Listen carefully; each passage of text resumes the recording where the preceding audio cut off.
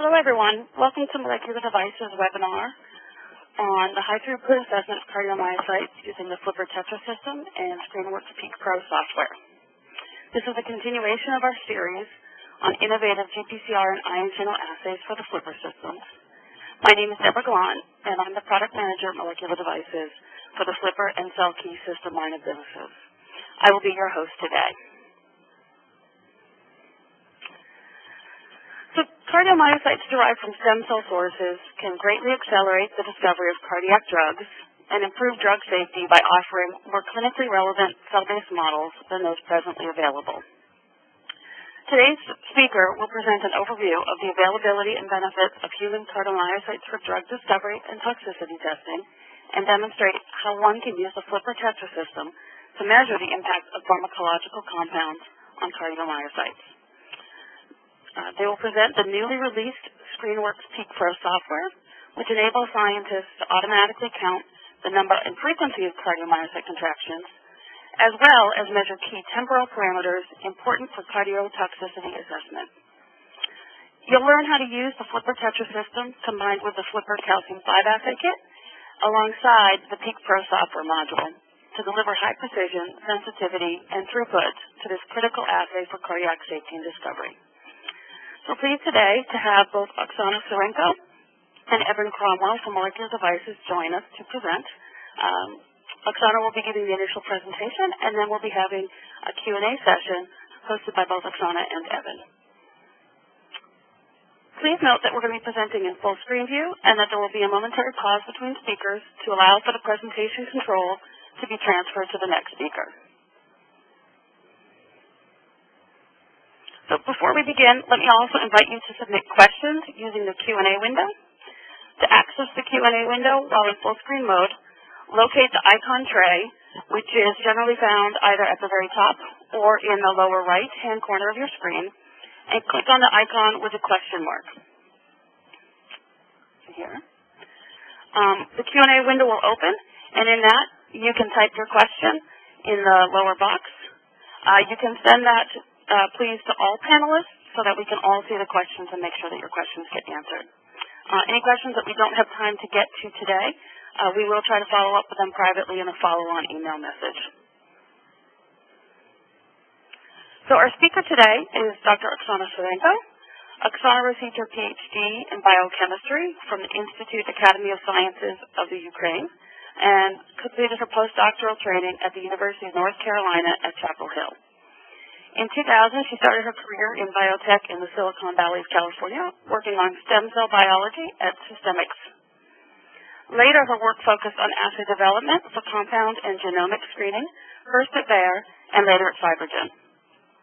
In 2009, she joined Molecular Devices as a scientist in the Research and Development Group. And here she has focused on developing a number of cell-based assays and applications, particularly those involving stem cells, and has done this across a variety of the Molecular Devices instrument platforms. So the title of Oksana's talk today is High Throughput Assessment of Cardiomyocytes using the FLIPR Tetra System and ScreenWorks Peak Pro Software. And I am going to turn the presentation over to Oksana.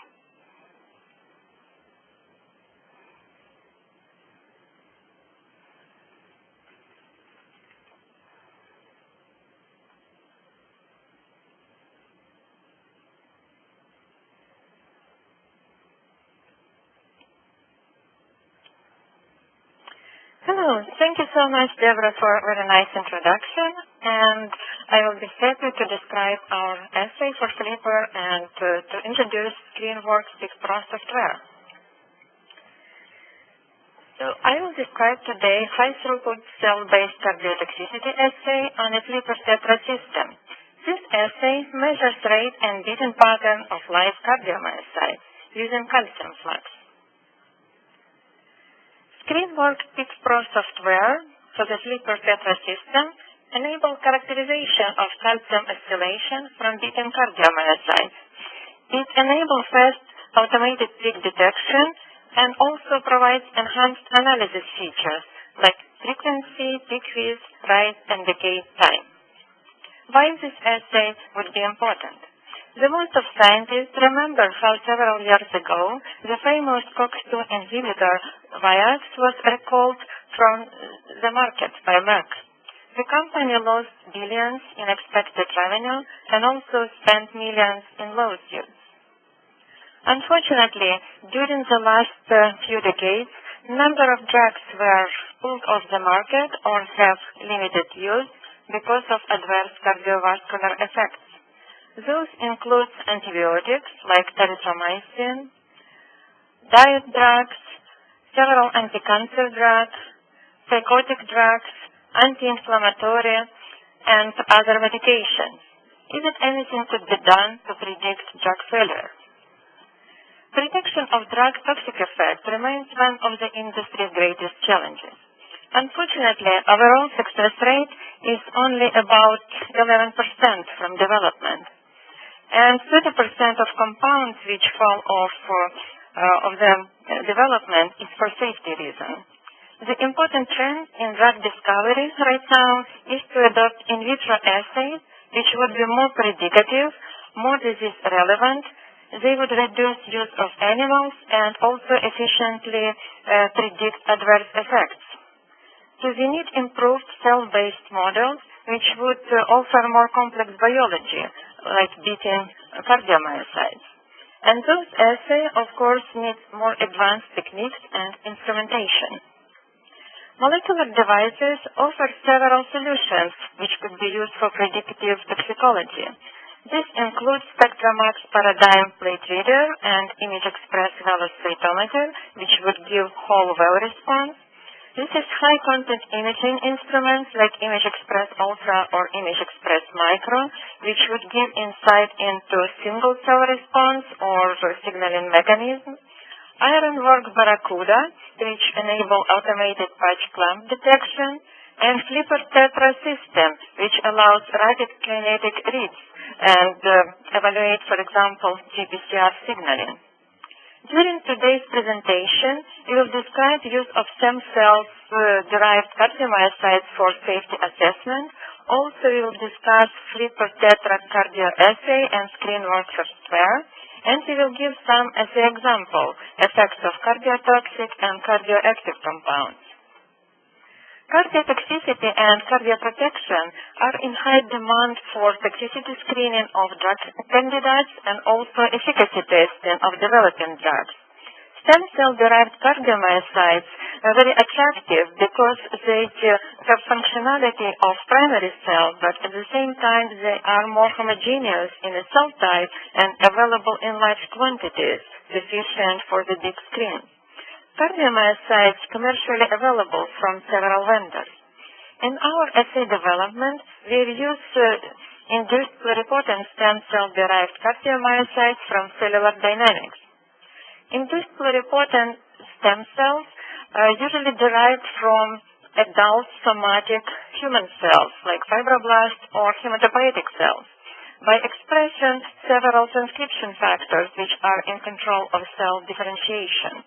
Those cells could be developed into cardiomyocytes or other tissues and could be used for cardiotoxicity, electrophysiology, or other assays. For our assay development, we use iCell cardiomyocytes from Cellular Dynamics International. Those derived from induced pluripotent stem cells. Those cells show functionality and behavior of mature cells and also available in large quantities. Those cells were developed from donor samples, like white blood cells.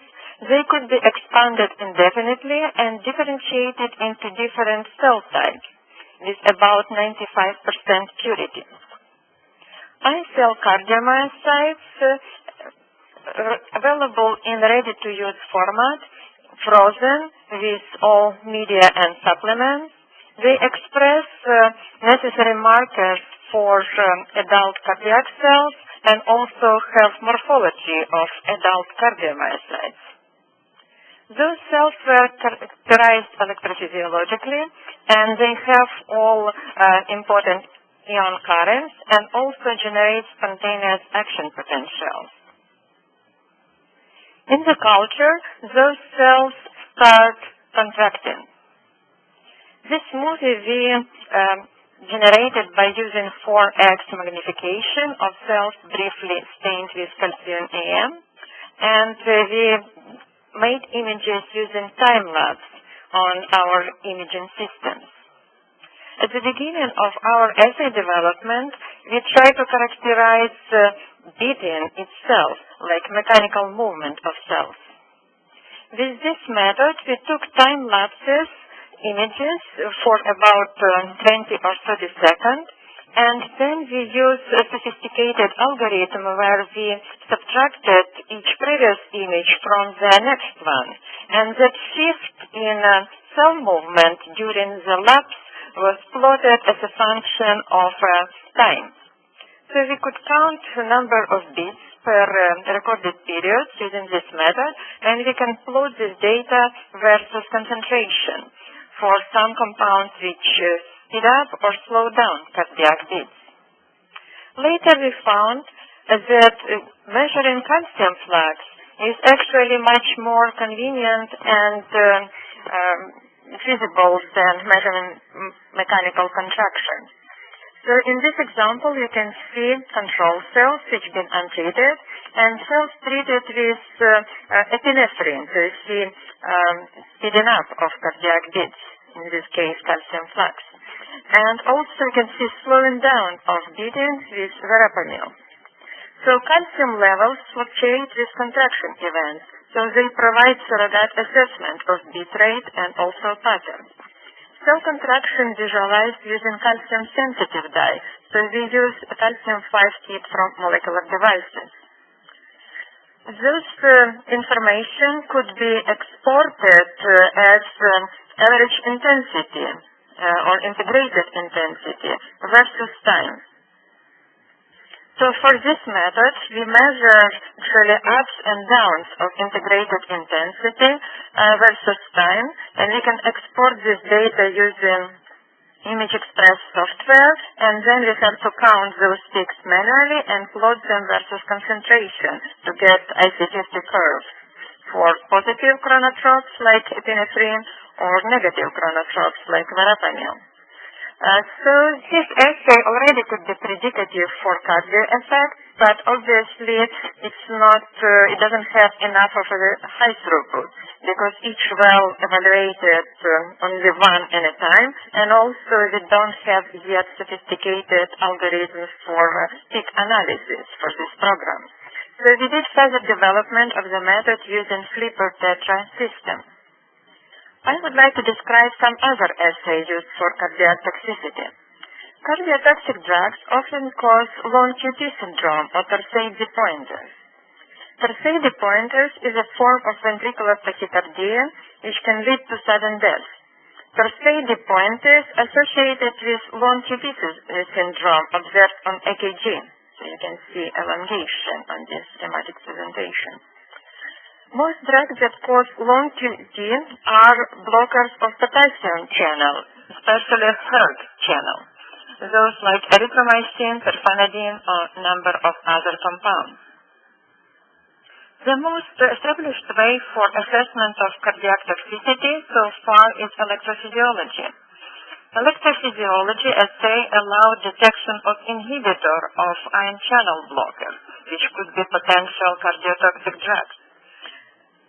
Here you can see action potential for ventricular cells, which consist of number of inward and outward channels. Electrophysiology can detect those channels, those blockers. For example, like lidocaine is a sodium channel blocker, and fisapride is a hERG channel blocker, so it prevents continuation of repolarization. But while electrophysiology measures activity on individual channels and not necessarily interaction between them, measurement of contraction allows more holistic approach where you measure all cell response. Also, potentially some cardiotoxic drugs could be missed by electrophysiology because some drugs may not be necessarily blockers of ion channel. So some other method which measure contraction would evaluate any kind of cardiac toxicity. So we measure FLIPR calcium 5 signal in this assay. FLIPR Tetra System delivers high throughput solution for cardiomyocyte assay. High throughput mechanics increase assay speed and throughput. So we can measure 96 well or 384 well in less than 2 minutes. And it will take only about 26 seconds to came up with data analysis for entire well. The camera captures 8 images per second. This is a relatively simple assay, so you just have to add calcium-sensitive dye to the media and read on an instrument. And this would enable early risk assessment, like pre-screen to remove cardiotoxic compounds from lead generation, and also direct medical chemistry efforts on a large scale. ScreenWorks Peak Pro Software delivers on-the-fly analysis of important peak characteristics. So I will go through the workflow for this assay. So first you plate I-cell cardiomyocyte into gelatin-coated plates. Then you can observe cardiomyocyte beating after 3-5 days in culture.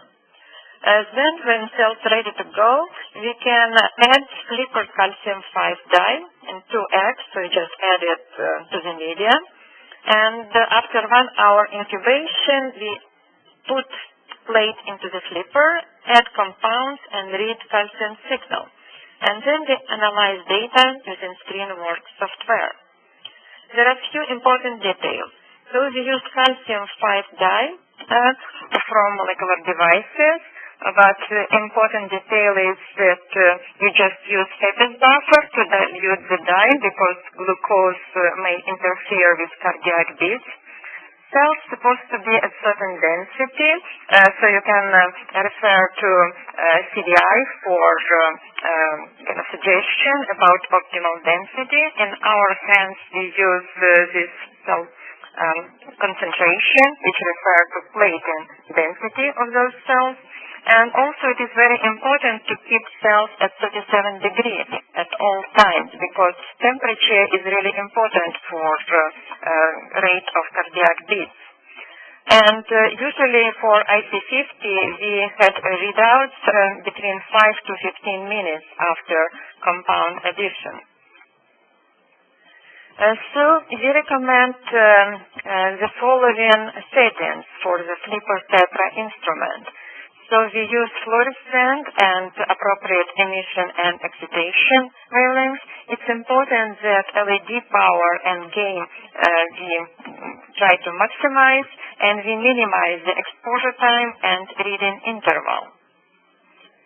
So by using FLIPR Tetra System, we are able to have readouts before addition compound, while compound is added, and after compound addition, and we can actually take several time points after addition of compounds. So we found that while this kind of reading during addition is kind of very important, so for IC50 it's best to take out readings between 5 to 15 minutes after addition. So on this slide, you can see typical screenshot from 384 wells. So I-cell cardiomyocyte were used here, and actually we haven't done any special optimization of the cell culture for this instrument, for this assay, so probably it could be even improved by prospective users. As here you can see, this is control row with DMSO addition. You can see pretty good consistency of the data. So this is the number of beats per recorded period of time. So here the tested number of different positive and negative chronotropes in triplicate. It's increasing concentration from the bottom to the top. So you can see slowing down of cardiac beats with verapamil or other negative chronotropes, and you can see it speeding up with epinephrine isoproterenol. So importantly that actually if you would try to manually count those peaks, it's possible, but it will take hours and it's also very prone to human error. So we have tried before developing software and it was really a painful exercise. So software greatly improve the quality and also flow through of the assay because it allows analysis of bit rate or other parameters only for about 20 minutes. And very important, we can measure not only beating rate but also other characterization of peaks which we describe during this presentation. So this assay has pretty good reproducibility across the plate and also in between plates. So here you can see that we compared two rows and standard deviation is pretty small for this assay, and again kind of consider that this assay is pretty complex. It's not like ELISA, so this is kind of very valuable and informative assay. So now I'm going to describe ScreenWorks Peak Pro analysis software in more details.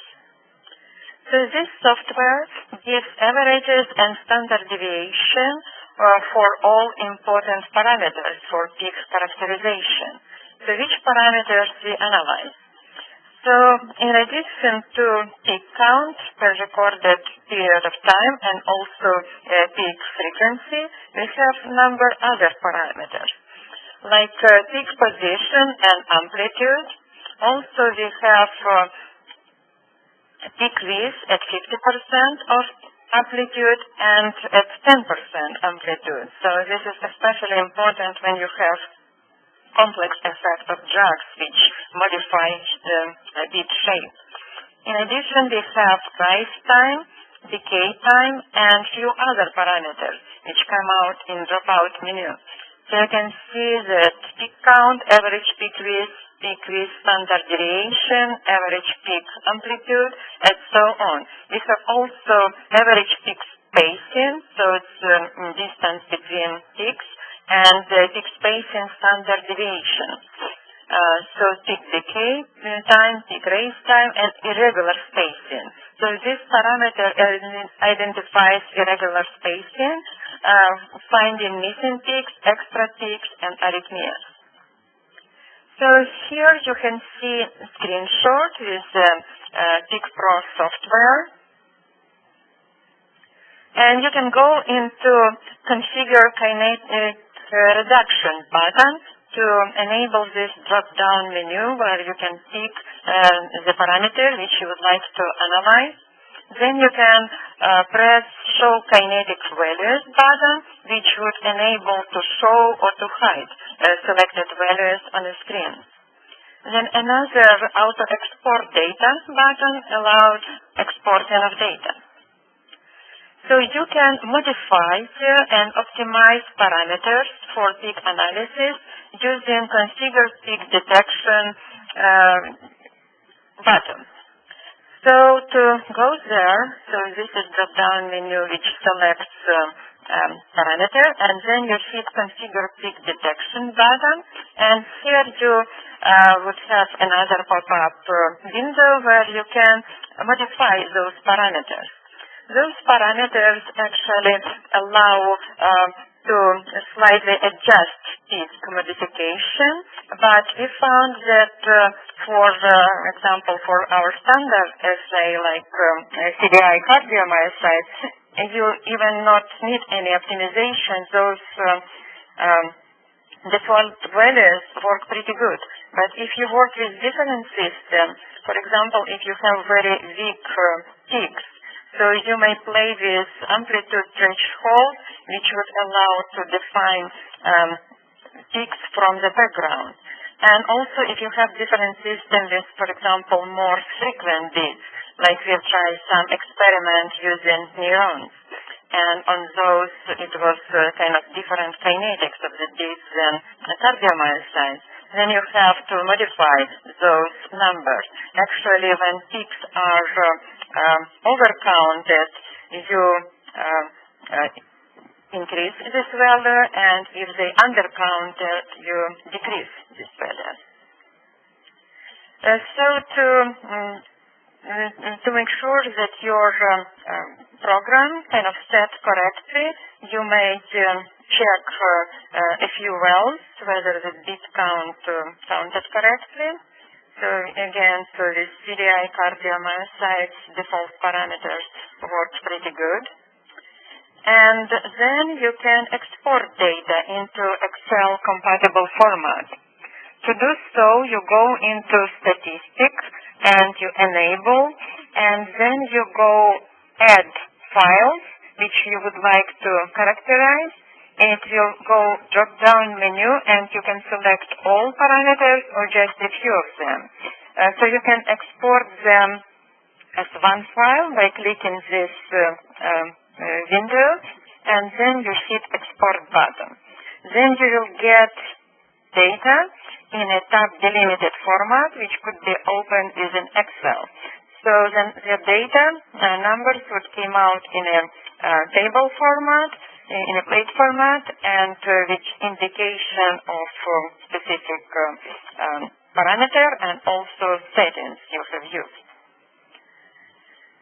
So I have a movie which kind of goes through the steps again. So you can visualize those peaks here. This is schizotype. And you can go into Kinetic Reduction button. You can select your parameter. And for example, peak count. You can go to Configure Peak Detection and modify those numbers if needed. Then click OK to accept it. So then you can visualize those on a screen. So you can see peak count here.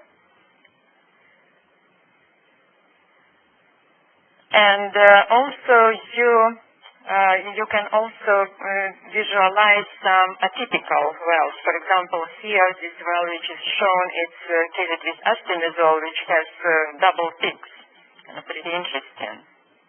And this is kind of increased repolarization with schizotype. So you can also kind of pick another parameters like peak width at 10% amplitude. So you see increase of peak width with schizotype for 11 seconds. So you can make sure that it's measured correctly.